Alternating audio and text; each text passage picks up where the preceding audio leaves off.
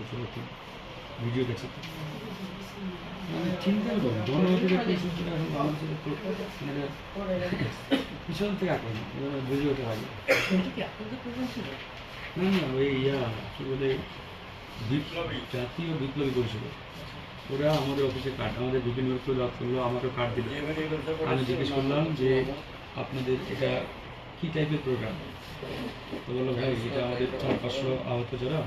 আহতরা আসবে সরকার তো আসলে যথাযথ ট্রিটমেন্ট করে দিতে পারছে না পুনর্বাসনের সরকার একটু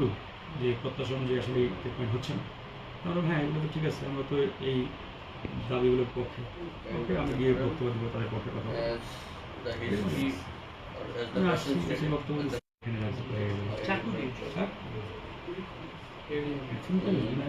যে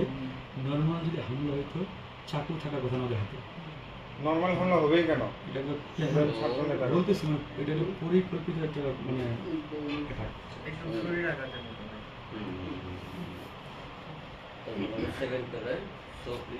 আজকের ছবিটা ধরো আজকে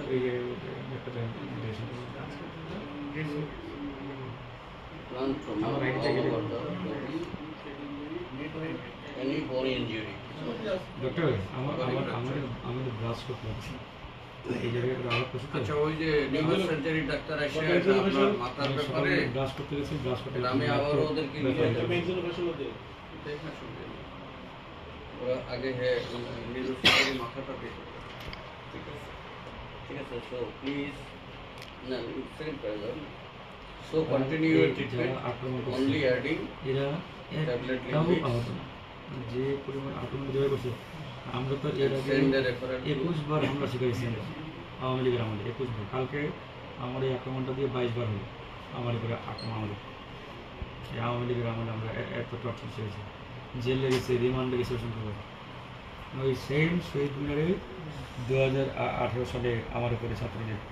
প্রায় 1 থেকে 150 ছাত্রলীগ আক্রমণ করে একটি আমাকে শহীদ মিনারের বেদি থেকে টেনে একবার রাস্তা বন্ধ নিয়ে আসে আমার এই জায়গাটা পুরোটাই আমার মানে চামড়াটা সেই জায়গায় একবার একই জায়গায় সেই একই জায়গায় আবার এই যে আহত ভাইরা আসছে আমাদের ওরা এখানে ভর্তি ওরা নিজেরাও হতভম্ব যে এটা কোনো আহত এটা করতে পারে না ওদের জন্য বদনাম হচ্ছে ওদের প্রেস কনফারেন্সে দেখতে পারবে আমি ওটা আমি একবারে ছাত্রলীগের থেকেও বড় ছাত্রলীগ আমি দেখতেছি মানে সন্দেহ যে কোনো অদ্যুত্বপূর্ণ বক্তব্য সব মিডিয়াতে আসছে তো মানে আমার উপরে যারা আক্রমণ করছে এরা আবার কালকে প্রেস কনফারেন্স করছে চিন্তা করুন